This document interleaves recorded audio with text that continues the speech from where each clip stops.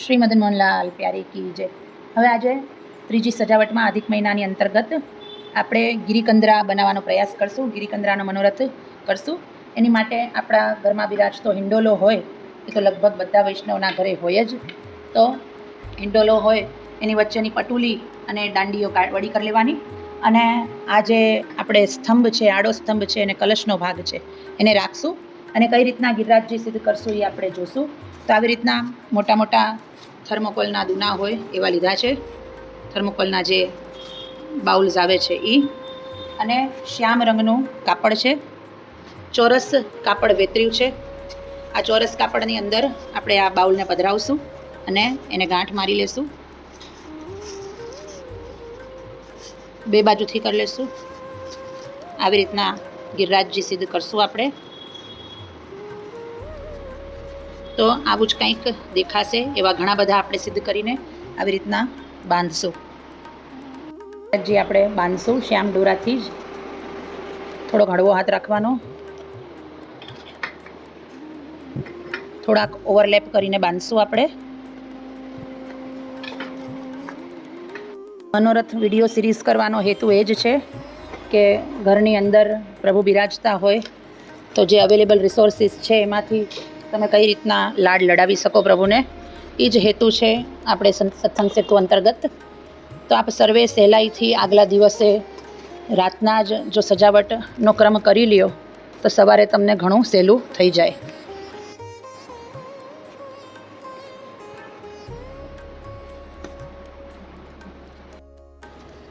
બે બે કરીને એની ઉપર એક કરવાનું, એટલે ગિરિરાજજીનો ભાવ થઈ જાય।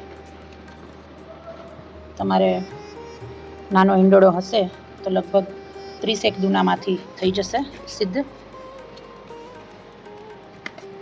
પછી તો તમે કેટલું ગીચ બાંધો છો એની ઉપર છે।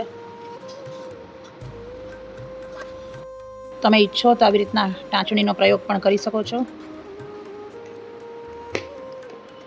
તો ટાંચણીથી પણ આ ટંચાઈ જશે, ને બાંધવાનું ના ફાવતું હોય તો સરળ પડશે થોડુંક। જ્યાં તમને ઓછા ઓછા લાગતા હોય ત્યાં પધરાવી શકો છો। આમાં તમે ચંપાના ફૂલ ખોસી શકો છો સજાવટમાં।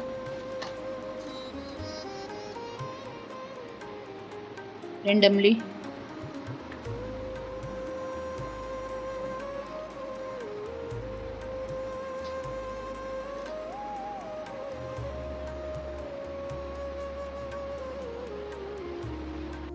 ગિરિકંદરા થઈ ગઈ છે સિદ્ધ। આની અંદર પ્રભુને પધરાવીને કઈ રીતના સજાવટ કરશું એ બતાડશું।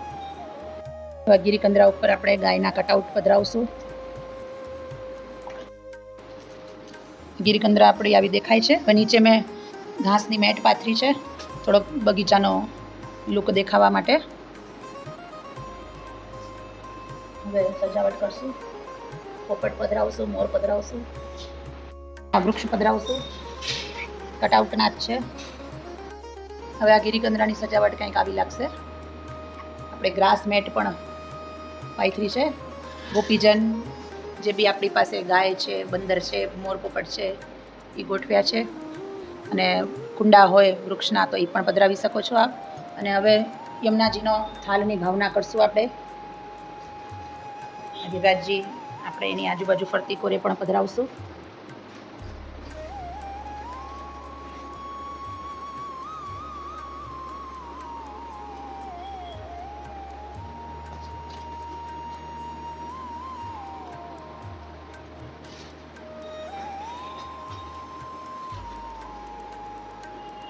હવે એની અંદર જલ પધરશું।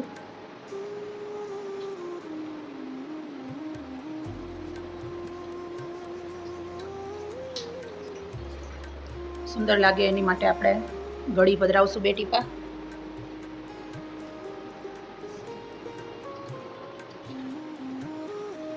તો આ આપણે ગિરિકંદરાની સજાવટ સુંદર થઈ ગઈ છે।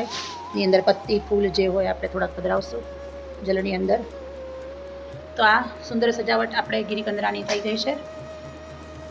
આવી રીતના પ્રભુને લાડ લડાવજો, સુંદર મનોરથ પ્રભુ લાયક કરજો, સેવામાં યાદ કરજો। શ્રી મદન મોહનલાલ પ્યારી કી જય।